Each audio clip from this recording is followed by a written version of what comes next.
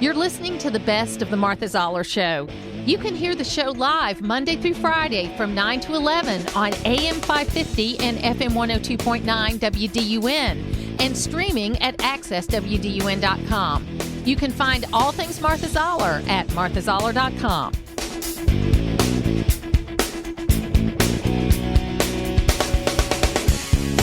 It is the Martha Zoller Show, and of course, on Thursday we learned about the death of Laken Riley at the University of Georgia. The first murder, I believe, to happen on the University of Georgia campus.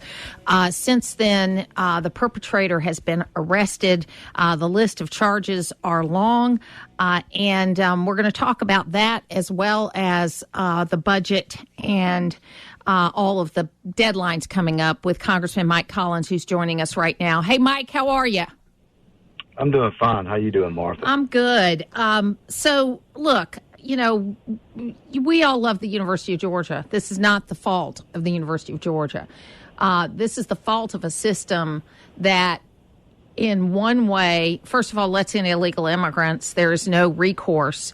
But also, to layer over that, it's an area where people that commit petty crimes aren't being held accountable, whether they're illegal immigrants or U.S. citizens, and things are escalating.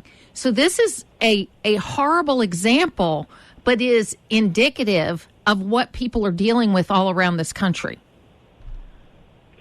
It is, but I still say there's plenty of blame to go around on the local level all the way to the national level, Martha.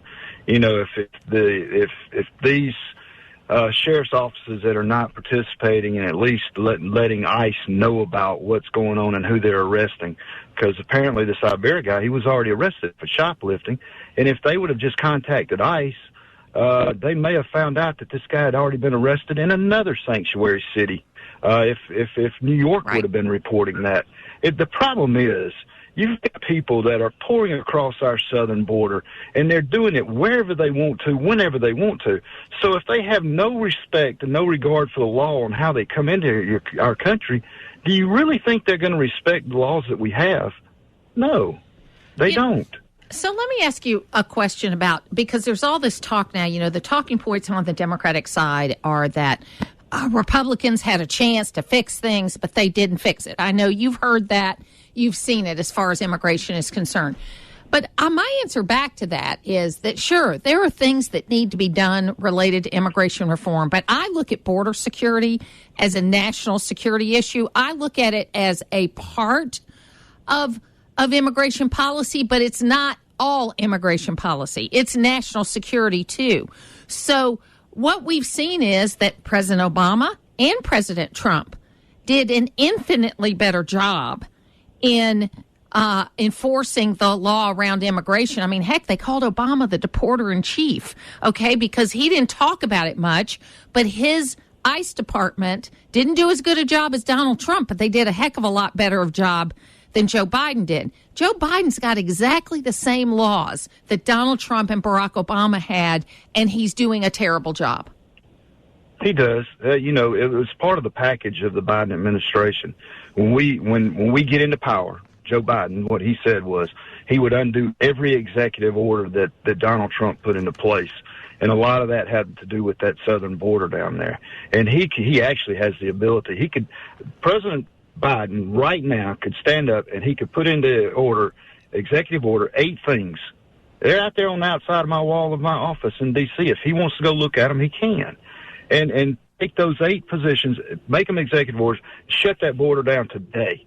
That place needs to be shut down until we get a handle on what's going on down there. Amen to that. But he's not going to. And 4 weeks ago, he said, I've done all I can do. And now they're talking about doing executive orders. I don't believe that they're going to do it. I don't believe it until I see it. They're not. You know, they're just talking not. about it because they see the same numbers that every state so far, whether it's been in the north, south, east, or west, that's voted in primaries on the Democrat and the Republican side, the number one issue they're concerned about is immigration.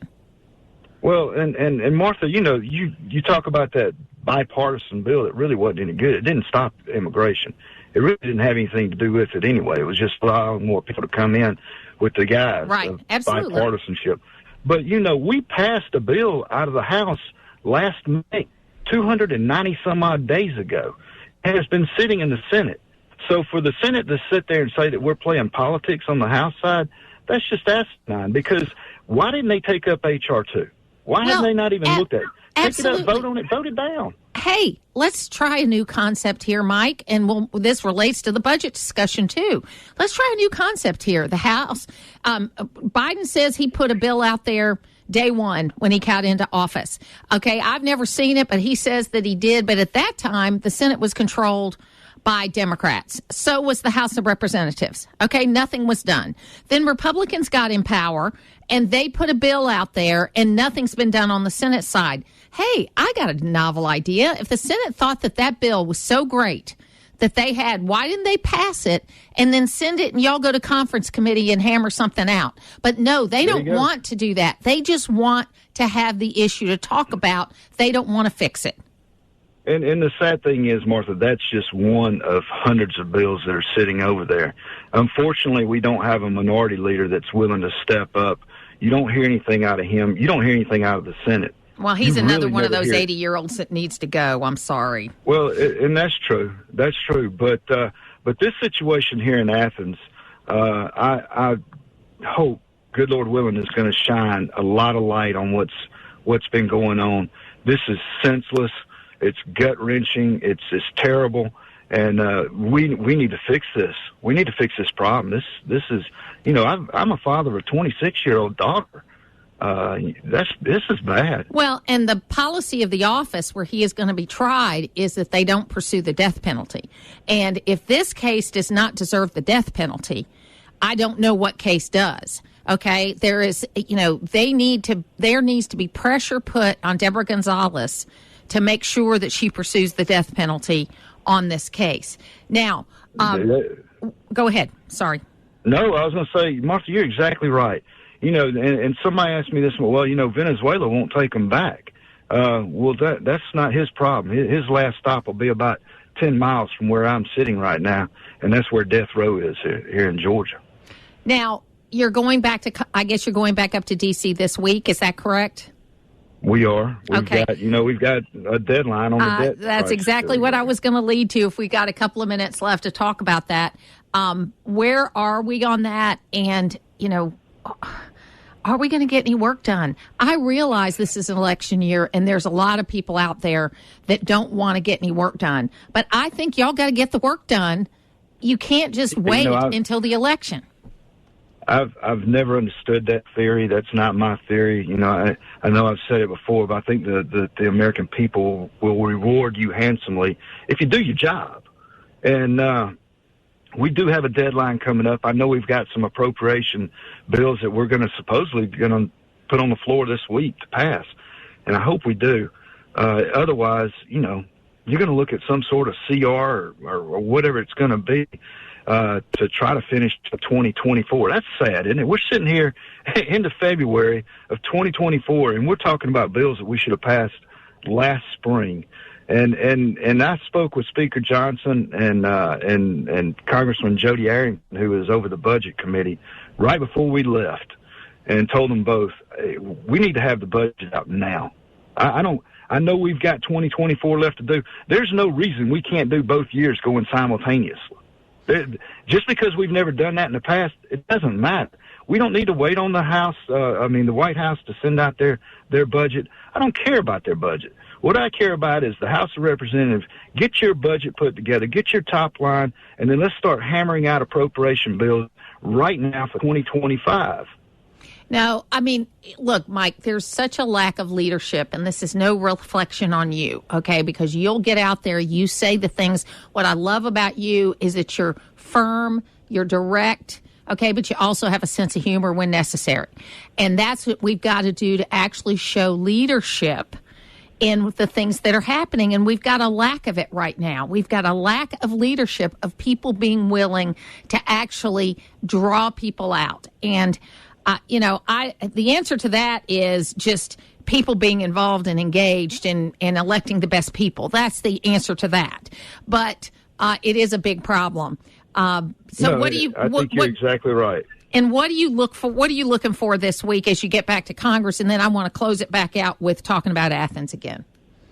Well, we'll deal with hopefully some appropriation bills that they're going to throw on the floor, and hopefully we'll get the rules passed where we can debate them, and hopefully pass some cuts. That's the biggest thing. These appropriation bills allow us to rein in these out of control, overreaching federal governments, including the DOJ, and hold these people accountable. And that's where we've gotten into a lot of the mess in this country. For 8 of the past 10 years, omnibus bills and continuous resolutions, they don't hold anybody accountable. And we've got to get back to business as usual. And we'll take up some of the Athens stuff this week as well. Absolutely. Well, I appreciate very much you being with us today. And if people need to get in touch with your office, how can they do that? Well, they can get us. It's just Mike. It's Rep. Mike Collins, GA, and you can find us. We've got a local office here in Monroe and Walton County, and be glad to assist, help any way we can. It's our job. Thank you so much. Appreciate you being with us today, Mike. Thank you. It's local radio, and that's why you're listening. It's the Martha Zoller Show on AM 550 and FM 102.9 WDUN. John Ashbrook is here with me right now. He's part of the Ruthless Podcast. If you haven't listened, you need to. It is fun. It'll make you laugh, and we need to do that right now. John, how are you? Hey, I'm doing great, Martha. Thanks for having me. It's great to be on with you. It's just such a what a time to be watching politics. I'm telling you what. I mean, look, I do get the point, and I'm a Nikki Haley supporter. I'm over here on an island by myself, all that kind of stuff. But I understand exactly what is going on here, and I do get the argument she's making that roughly 40% of Republican primary voters are voting for someone other than Donald Trump, and she feels like she is kind of like Ari Fleischer said the other day. She's on the runway of a new movement. This is what she thinks. And, she's working towards that. Now, do I think it's ultimately going to end any other way than Donald Trump being the nominee? I don't. But I understand why she's staying in. Yeah, no, I do too. I mean, she's perfectly within her right. She's got about 20 delegates, which, isn't enough right now.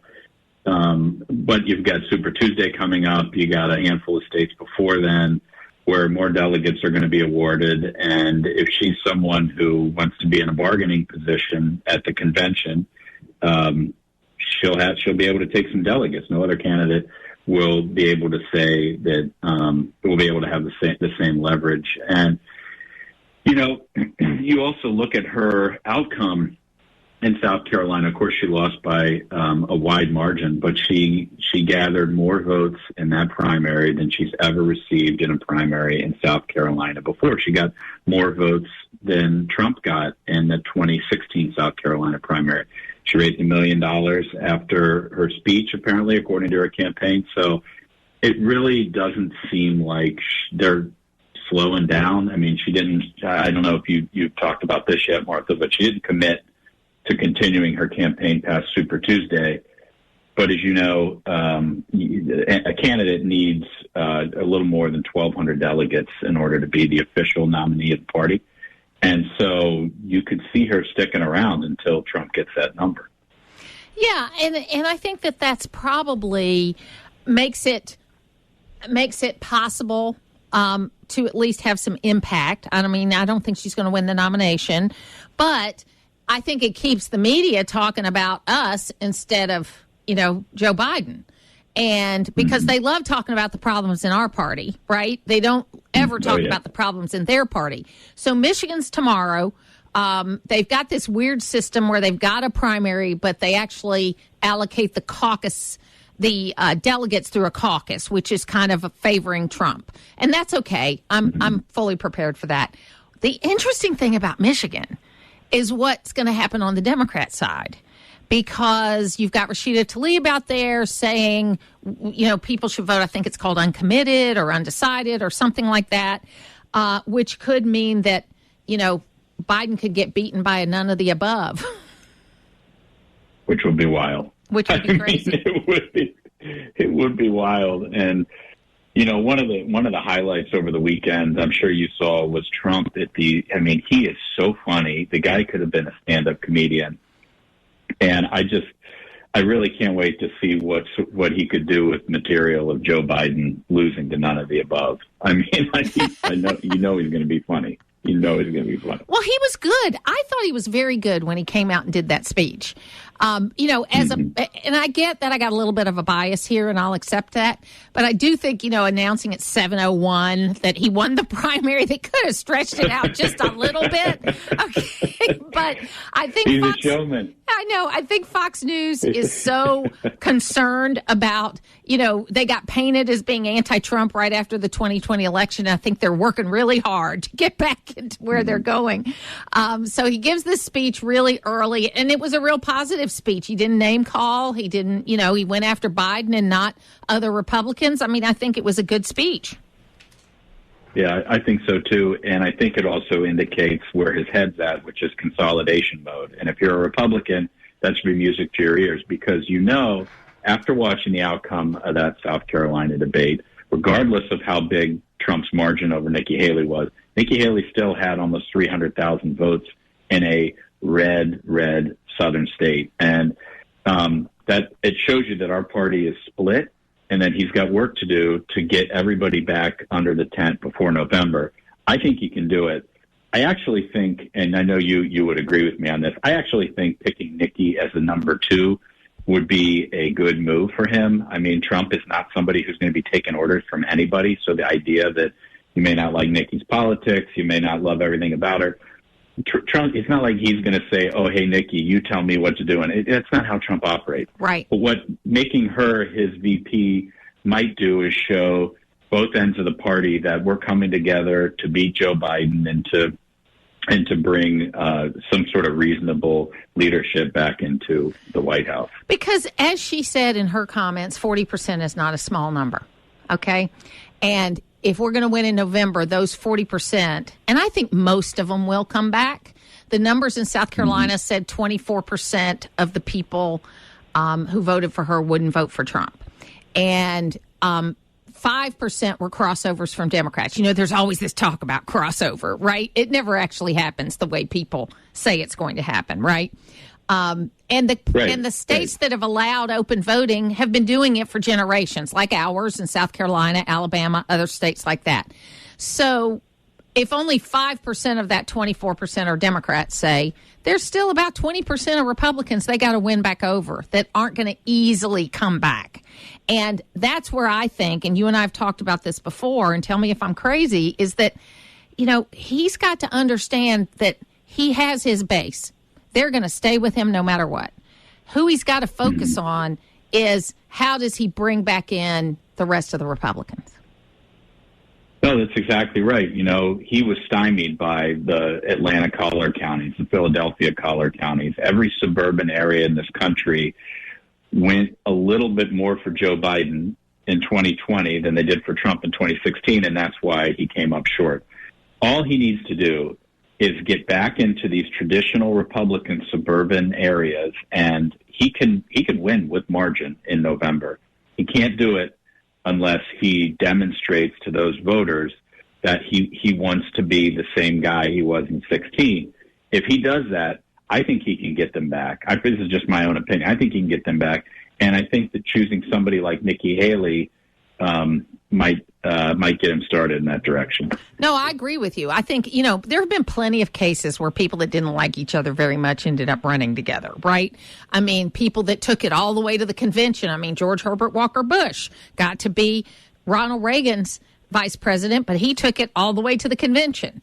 And so it was, I know that was before you were born, but not before I was born, but that's okay. But, it has happened before. People act like this is some weird thing. It happens all the time. The people who run against each other end up being, being vice president. I just hope he doesn't pick somebody really fringy, like a Carrie Lake or a Marjorie Taylor Greene or somebody like that, because I know that he loves those kind of people because they are totally loyal and 100% supportive. But they won't help in bringing that 20 or 30% back?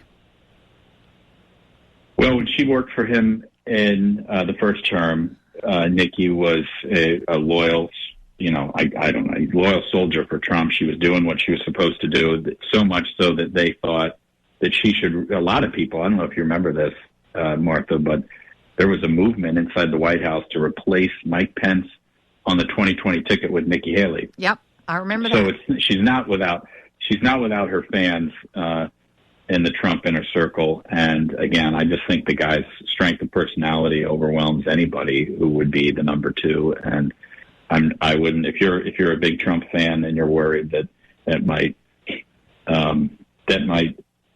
pull him down in some way, I wouldn't, because there's no, you don't go in and tell Trump what to do. It doesn't happen. No, you know what I mean? The unique figure.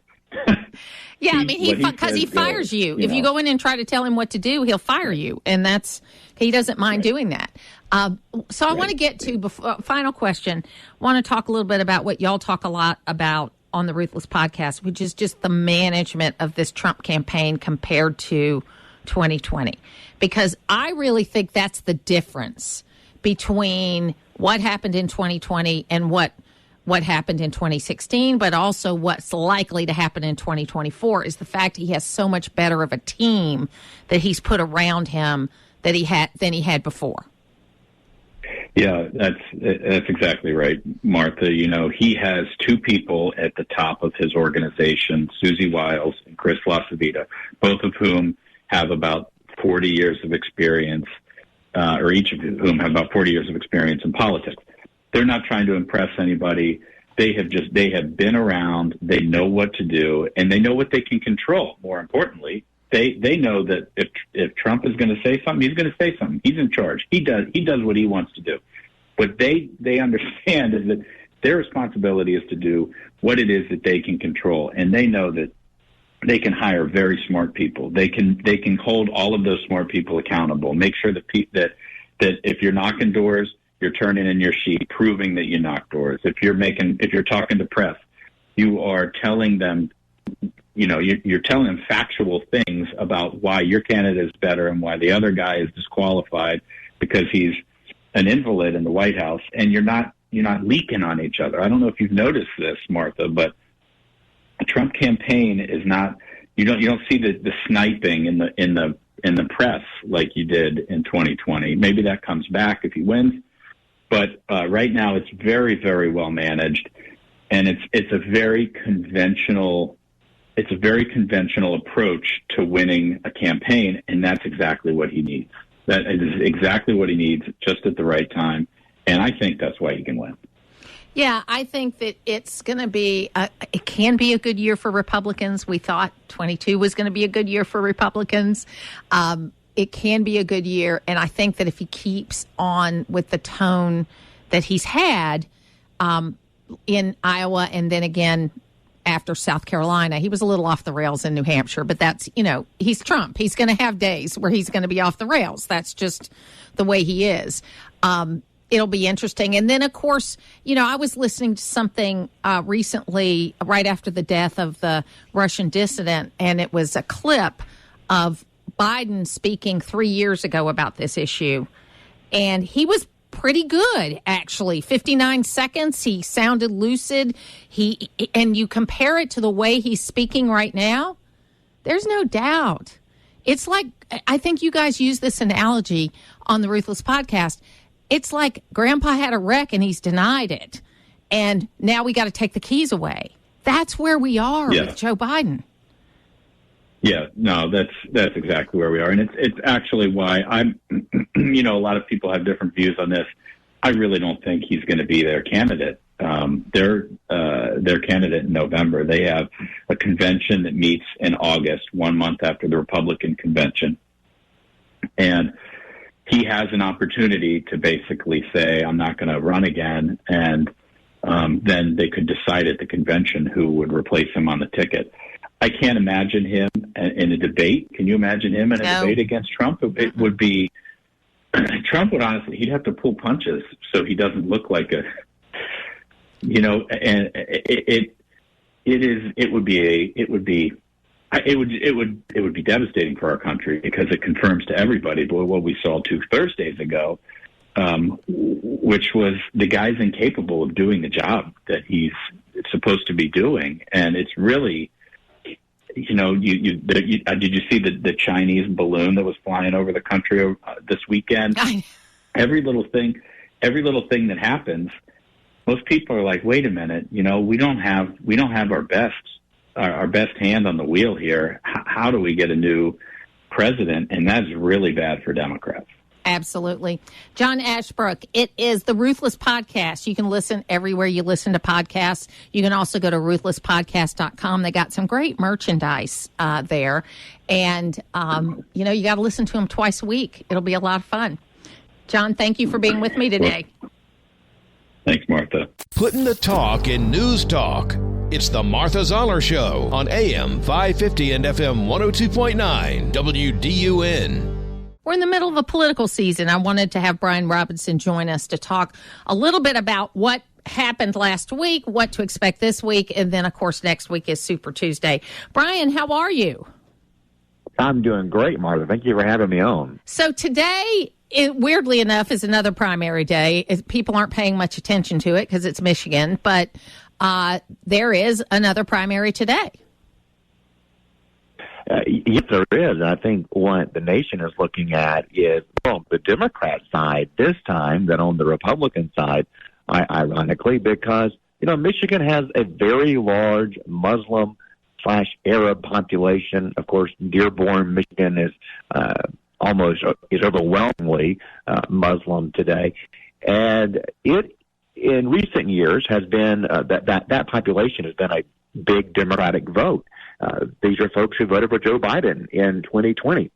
And today, given distaste many of them have for Joe Biden's policies on the Israeli war, which, for many Republicans, we support helping Israel, there's a backlash. And so you may see some Muslims taking steps to show a protest vote against Biden in this primary. So that would be the one thing to watch today. Obviously, you're going to expect to see President Trump on the Republican side continue to stomp his way to the nomination. Yeah, absolutely. And then, of course, last week he won South Carolina, roughly 60-40 is what we saw there. And I do think that Nikki Haley, look, I'm biased. I'm going to vote for her in the primary. I don't mind telling people that. But I do think she has a point that it's not a small number of people that are voting against Donald Trump in Republican primaries. And so there is work that has to be done. And whether she's the one to facilitate it or someone else, there's work that has to be done. Yeah, I agree with the assessment that people deserve a choice. And she obviously is still attracting large numbers of people. Now, is she getting trounced? Is a 20-point loss in your own home state a slaughter? Yeah, it probably is. But she's still attracting large numbers of raw votes. And a lot of those Nikki Haley voters in these primaries are going to be the decision makers in November between Joe Biden and Donald Trump. A lot of these folks probably don't want to vote for Donald Trump in November. So, she's given those people a voice and reminding them they are Republicans. Because the differences between Haley and Trump aren't just character-driven. They aren't just differences in personality and differences in approach.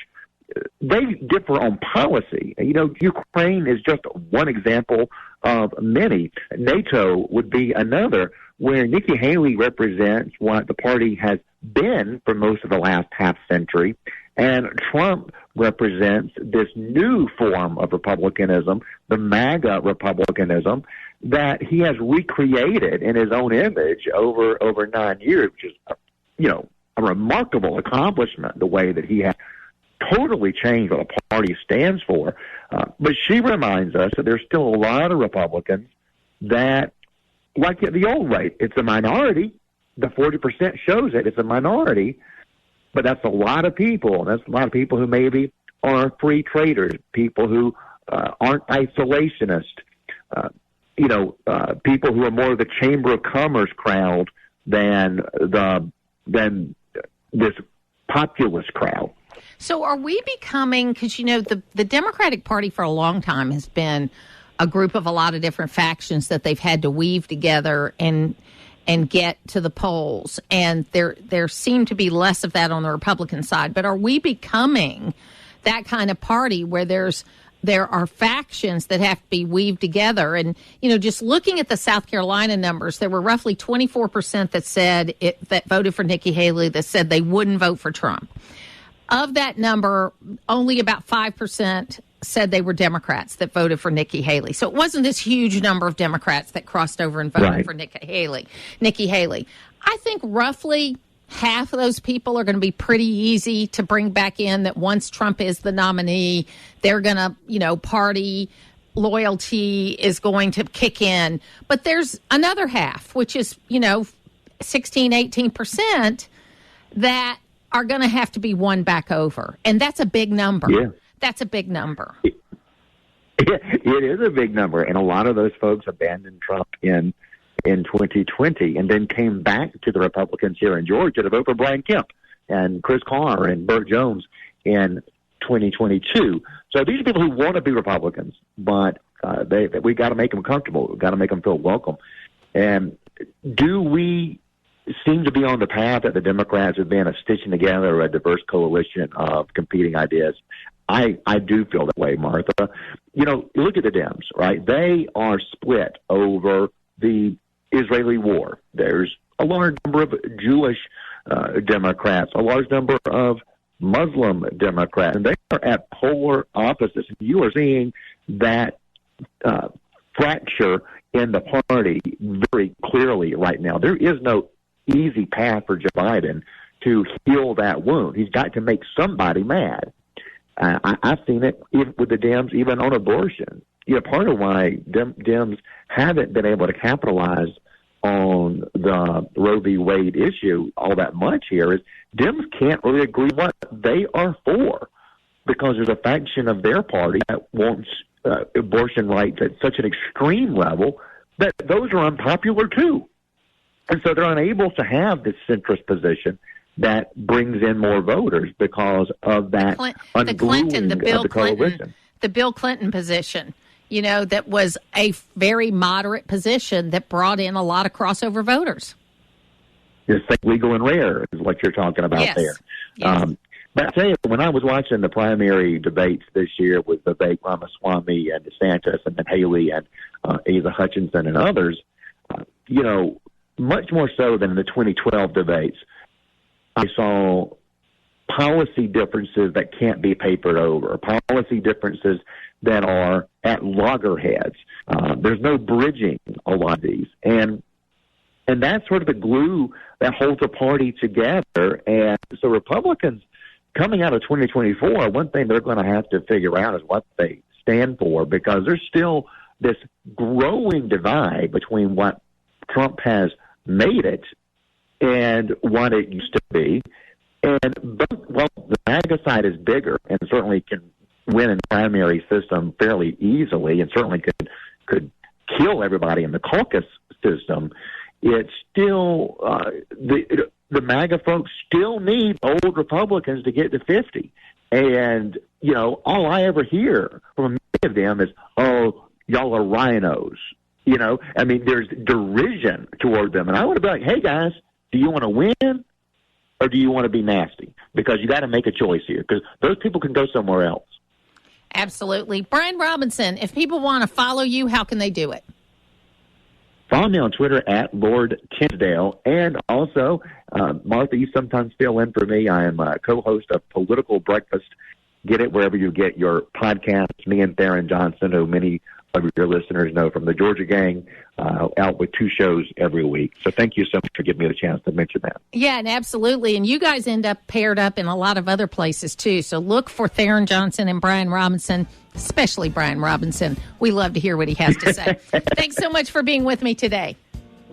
Thanks, Martha. Good to talk to you. It's where North Georgia comes to talk. It's the Martha Zoller Show on AM 550 and FM 102.9 WDUN. Stephanie Rivera is joining us, and Stephanie's one of those young people that get themselves plugged in all over the place. And she worked, I've interacted with her in several different capacities, but right now she's with the RSLC. So first of all, Stephanie, tell us what the RSLC is, and then let's talk about the issues. Well, good morning, Martha. Thanks so much for having me. So the RSLC, which is also known as the Republican State Leadership Committee, we work with training, recruiting, and electing Republicans to down ballot races. So we're focused on electing Republicans to the state legislators, the offices of Lieutenant Governor, Secretary of State, Agriculture Commissioners, state courts. And so we're working in Georgia this cycle to make sure that the legislature stays red.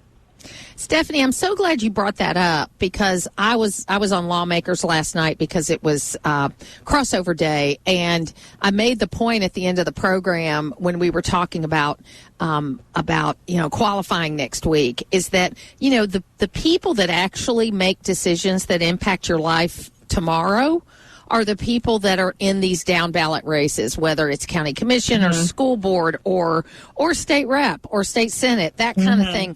And I think it's so fun to spend all your time on the presidential race, right? Because you can talk about it morning, noon, and night and every day for years. But the people that really impact you every day are those down ballot races. No, you're absolutely right. And I think what a lot of people are seeing too is, when you have the federal government run by Democrats that are pushing progressive policies and supporting open borders, like what we're seeing now with our border crisis, when the federal government doesn't step up to do their job, state governments are coming in. And they're doing the job that the federal government has failed to do. And we're seeing that right now in Georgia, with Republicans up and down the ticket being Republican. And we're seeing just all the positive and the successful legislation that Governor Kemp and the Republican-controlled legislature is signing into law, and it's making a better way of life for Georgians. So what are some of the things that you're seeing across the country? Because I've heard a lot of good things coming out of Arkansas. I've heard a lot of good things coming out of other states. What are you seeing across the country, and what should we be looking for? Yeah, well, we're definitely seeing that Republicans in states like Florida and Texas, Arkansas, New Hampshire, they're really putting forward common sense policies that are making life better for their constituents. Tax cuts, stronger policies to keep communities safe, border policies that are keeping their states safe. Since Joe Biden has failed to keep our country safe, state Republicans have had to pass their own legislation to keep their states safe for the border crisis. And that's why you're seeing so many people, too, moving from blue states like New York and California and migrating into these red states, because they realize when you have Republicans leading your state, you have tax relief, you feel safe in your communities, you have more school choice opportunities. That's what people are gravitating to. They're seeing the contrast with what Biden's doing. State Democrats are taking a page from his progressive liberal policies, and that's not working out. And when you contrast that with states, go ahead. No, go ahead. I really was what I think is great about that, because this is what the founders intended. The founders intended for the states to be laboratories. They intended for you to be moving around where you think the best policies are.